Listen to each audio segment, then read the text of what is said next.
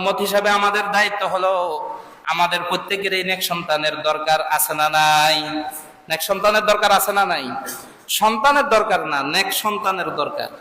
কেমন সন্তানের দরকার? নেক সন্তানের দরকার। তাহলে আমরা কার কাছে চাইবো? আল্লাহর কাছে। কি চাইবো? নেক সন্তান চাইবো। কার কাছে চাইবো? আল্লাহর কাছে। কোন পীরের কাছে চাইলে সন্তান পাওয়া যাবে? কোন মাজারে গিয়া সন্তান চাইলে পাওয়া যাবে? কোন বাবার দরবারে গিয়া সন্তান চাইলে পাওয়া যাবে? আচ্ছা, সন্তান তো নবীগণের ছিল, নবীগণও তো সন্তান চেয়েছেন। কার কাছে চেয়েছেন? আল্লাহর কাছে চেয়েছেন। কোন ভাষায় চেয়েছেন? যেই ভাষা আল্লাহর পছন্দের ছিল, নবীগণের মুখ দিয়ে উচ্চারিত হয়েছিল, আর আল্লাহ সেই দোয়া কবুল করিয়া তাদেরকে সন্তান দান করেছেন। সেই ভাষা হচ্ছে রব্বি হাবিলি মিনাস সলিহিন। অনেকে জানতে চান যে আমার সন্তান দরকার, ছেলে সন্তান দরকার, মেয়ে সন্তান দরকার, আমার নাতি দরকার, নাতিন দরকার। সম্মানিত ভাই, আপনি এই দোয়া শিখেন, আপনার পরিবারকে এই দোয়া শিক্ষা দান করেন, আপনার ছেলে সন্তানকে এই দোয়া শিক্ষা দান করেন। যেই দোয়ার বদৌলতে ইব্রাহিম আলাইহিস সালাম ইসমাঈলের মতো অনুগত সন্তান লাভ করেছেন, সেই দোয়া আপনিও করেন, আপনার পরিবারকে শিক্ষা দান করেন।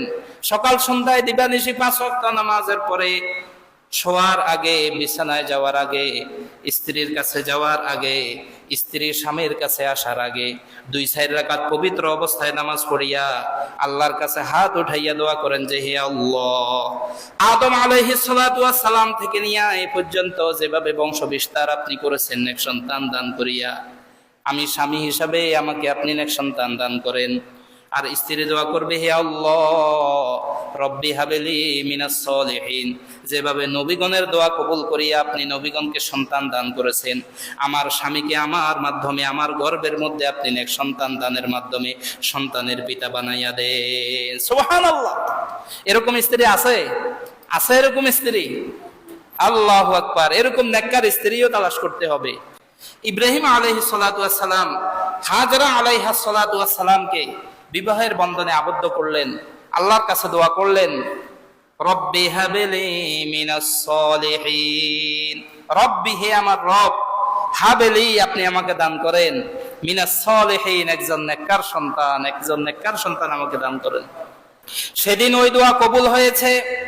মা হাজেরার ঘরে ইব্রাহিম আলাইহিস সালাতু ওয়াস সালামের সন্তান এসেছে। ইব্রাহিম আলাইহিস সালাতু ওয়াস সালামের সন্তানের ব্যাপারে রব্বুল আলামিন ঘোষণা দান করেন ওয়াবাশশারনাহু বিগুলামিন হালিম।